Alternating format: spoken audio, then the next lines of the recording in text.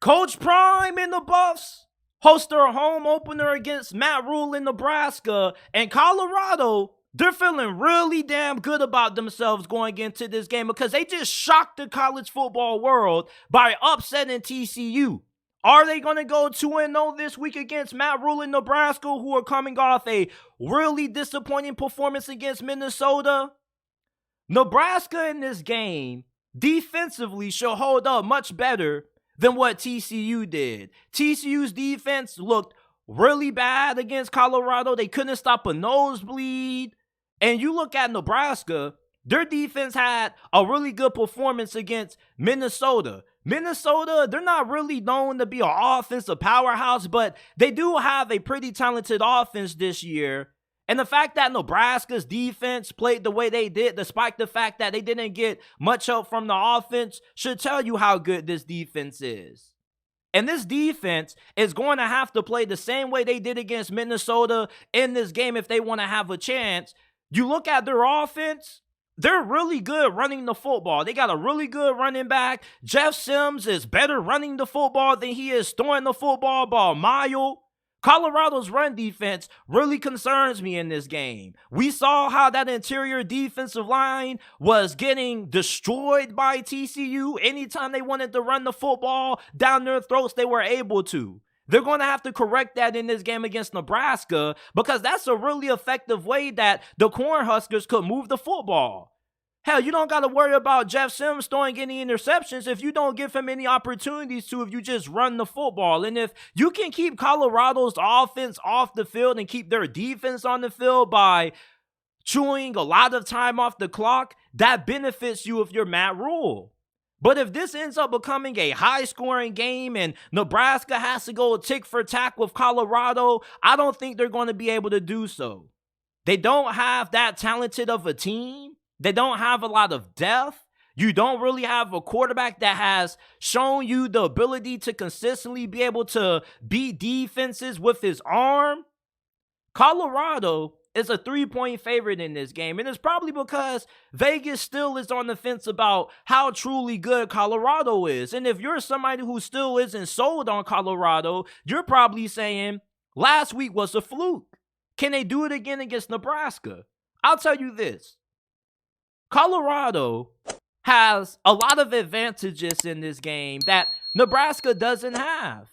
And it all starts with the most important position in football, quarterback. Deion Sanders has obviously proved that he's already one of the best quarterbacks in college football. If you didn't watch any of Shedeur at Jackson State, or you question his ability to perform at a high level against Power 5 competition, well, you got your answer last week against TCU. 510 passing yards, 4 touchdowns, no interceptions. He looked flawless out there. Nebraska, they're going to need Jeff Sims to have a good game. Maybe not as good as Shedeur, but a way better game than what he had last week. 3 interceptions, a couple in the red zone. You can't do that. You can't win games if you're turning the football over in the red area. That's one of the most important deciding factors to determining if a team's going to win or not. So Jeff Sims not being able to effectively throw the football puts Colorado at the advantage in this game. Anytime that you have a significant advantage at quarterback, it gives you a good chance to win because you know that you're going to have somebody who's going to make good decisions with the football and who you can trust with the game on the line. If this does end up becoming a close game, do you trust Jeff Sims with the ball in his hands if you're Nebraska?